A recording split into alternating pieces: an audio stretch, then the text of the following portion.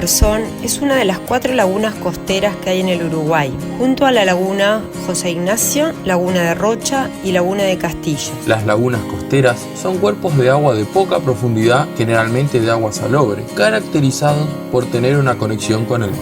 Se encuentran próximas al mar, separadas por una barra de arena, la cual se abre en forma natural o artificial, a excepción de la laguna de Castillos, que se conecta con el océano a través del arroyo Baliza. La laguna Garzón tiene una particularidad que es única en el sistema de lagunas costeras uruguayas. Marca la línea divisoria entre 2 departamentos.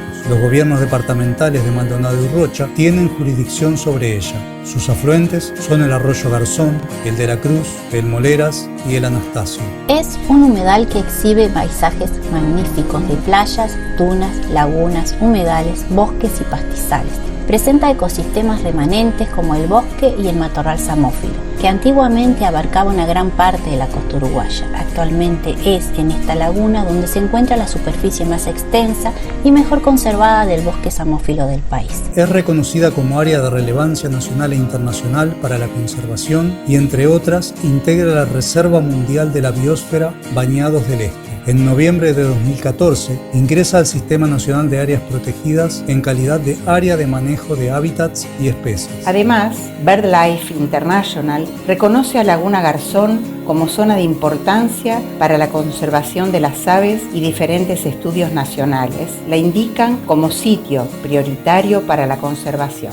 Las lagunas costeras deben ser prioridad en su conservación debido a los múltiples servicios ecosistémicos que brindan. Por ejemplo, ser una interfaz entre la tierra y el mar, absorber y almacenar carbono, reducir las inundaciones y atenuar las sequías, disminuir la intensidad de las olas y amortiguar las zonas costeras, recargar los acuíferos y regular el sistema hidrológico, aportar un alto valor paisajístico y generar gran productividad y fuentes de trabajo. No obstante, existen amenazas que ponen en peligro su conservación, como el desarrollo urbanístico, la densificación de la urbanización, el aumento del turismo, el aumento del tránsito de vehículos sobre las dunas, playas y costas de las lagunas. La tala de vegetación nativa, la reducción de hábitats para la avifauna y fauna en general, el aumento de la apertura artificial de la barra y su consecuente degradación, el desarrollo de la infraestructura vial, de la Ruta 10 y del puente de la Laguna Garzón. La presión inmobiliaria y el aumento del uso de la laguna para actividades turísticas y deportivas, así como el aumento de cultivos intensivos como el arroz y el uso de agroquímicos asociados, sobre todo a la laguna de Rocha. Las lagunas costeras de la región este del Uruguay presentan distintos ambientes. Los más extensos son los espejos de agua y los pastizales costeros. Con mayor o menor superficie encontramos a la vegetación boscosa, según de qué laguna se trate. Otros ambientes importantes en las lagunas costeras son las dunas y los arenales. Existen formaciones asociadas a la arena donde hay especies endémicas de esta zona. Hay especies de parodias y arañas asociadas al matorral samófilo. También lagunetas internas, reservorios de agua dulce que son intermitentes. Hay momentos de más agua y de menos agua asociadas al bosque, donde se encuentra otra diversidad con especies asociadas. Son zonas diversificadas que ocupan unas 1000 hectáreas y el espejo de agua aproximadamente 1700 hectáreas. Dentro de este territorio están los diferentes ambientes. Los más característicos son el bosque y el matorral samófilo, que se encuentran en mejor estado de conservación y tienen mayor tamaño. La laguna costera se conecta con el mar y esa dinámica hace que todo lo que pasa en la laguna esté directamente conectado con este. La apertura se puede dar de manera natural o artificial. Últimamente, la mayoría de las veces se hace de manera artificial porque hay riesgo de inundaciones, ya que hay una población de pescadores viviendo en las márgenes de la laguna. Cuando el agua empieza a entrar en sus casas, hay que abrirla. Si bien se trata de respetar las condiciones climáticas y el viento sobre todo, la barrera arenosa, llamada barra, tiene funcionamiento dinámico de apertura y cierre. Esto hace que entre o salga el agua de la laguna y se produzca un recambio. Genera un gradiente de salinidad en la laguna y hay mayor diversidad de peces que resisten más la sal. Muchas especies de peces que desovan, este fenómeno se asocia a mucha cantidad de aves importantes. También tenemos todas las aves migratorias, los playeros, el chorlito, los gaviotines, que usan estos espejos de agua para descansar, alimentarse y algunos nidifican en la parte de dunas. Es muy importante mencionar toda la fauna asociada a la laguna. Hay zorros, guasubirá, ciervo axis, que es una especie exótica y un problema para nuestro país, pero que conviven.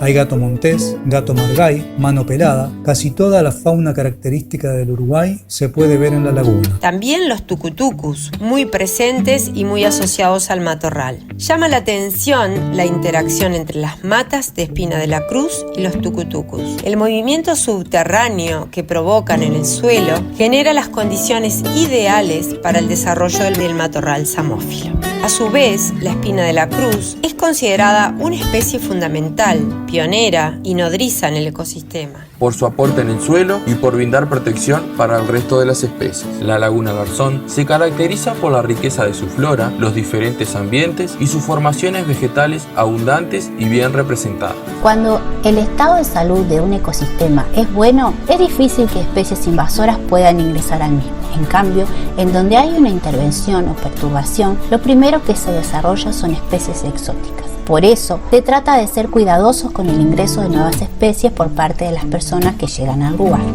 El rol del guardaparques es mostrar las características de la flora del lugar y argumentar a partir de las bondades ornamentales y utilidades por qué es bueno propagarlas y utilizarlas en la jardinería de los habitantes de la laguna. Actualmente, los nuevos pobladores traen su impronta y es lo que se trata de trabajar con ellos, sobre todo lo relacionado a la jardinería. Parte del trabajo es hacer recorridas de control y vigilancia todos los días. La gran superficie del lugar y los recursos humanos y logísticos escasos hacen que algunos lugares no sean visitados con tanta frecuencia. Por ejemplo, las zonas que son de uso público y turístico y aquellas donde avanza la urbanización son las que más demandan control. Hay que tener en cuenta que la laguna tiene dos realidades bien marcadas. Del lado de Rocha, el área se caracteriza por ser un balneario con fraccionamiento de terrenos chicos, mientras que del lado de Maldonado son chacras con una mayor extensión donde se realizan actividades productivas como la ganadería. Por lo tanto, son campos cerrados donde se requiere un menor control. Este rico ecosistema, además, presenta especies endémicas como la Parodias loyeri, siendo la laguna Garzón el único lugar del país donde se puede encontrar. Las interacciones biológicas del ecosistema merecen gran destaque. La relación que existe entre la mariposa monarca y la asclepia es muestra de ello. El ciclo de vida de la mariposa inicia con la puesta de huevecillos en el envés de sus hojas.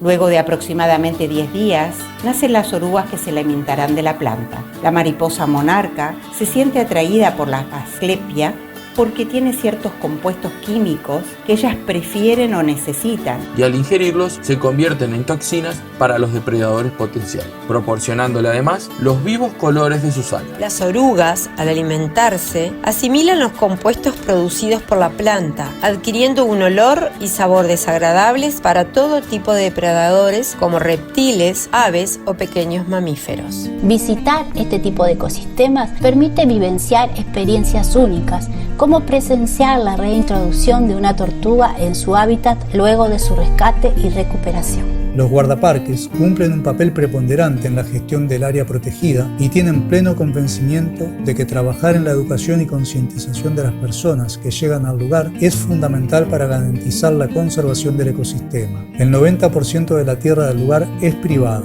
Por lo tanto, cualquier iniciativa que los guardaparques quieran hacer en el lugar tienen que trabajar con el propietario para llegar a un acuerdo. Tratan de fomentar el uso de especies nativas en la jardinería para que se imite a la naturaleza tal cual es en el ecosistema. Un ejemplo claro es la utilización de la ya comentada espina de la cruz como cerco, que cumple la función de cerrar el perímetro, siendo casi impenetrable, pero a su vez es permeable a la fauna, permitiendo la libre circulación de animales. Investigar sobre una de las áreas protegidas que hay en nuestro país y escuchar de primera mano a quienes están día a día en la primera línea en su cuidado y protección nos lleva a reflexionar y cuestionarnos en nuestro rol como sociedad de individuos y a pensar y repensar nuestra conducta a futuro. Tal vez, al decir de Hernán Soruet Gelós, el problema radica en que no hemos sabido jerarquizar a la diversidad biológica nacional como uno de los peldaños más sólidos de la construcción social. En este punto, tanto el sistema educativo objetivo como la divulgación institucional, la información periodística y el trasiego de opiniones en las redes sociales no han hecho un buen trabajo. Para transmitir valores, para compartir objetivos, hay que coincidir en algunos puntos de partida, entre los cuales consideramos básico la incorporación del valor patrimonial que tienen las especies y los ecosistemas propios de estas tierras. En esa aventura es evidente que los actores locales y las comunidades vecinas de las áreas seleccionadas deben jugar un papel crucial para darle una nueva dimensión al mejor aprovechamiento de la estructura y el funcionamiento de nuestros ecosistemas.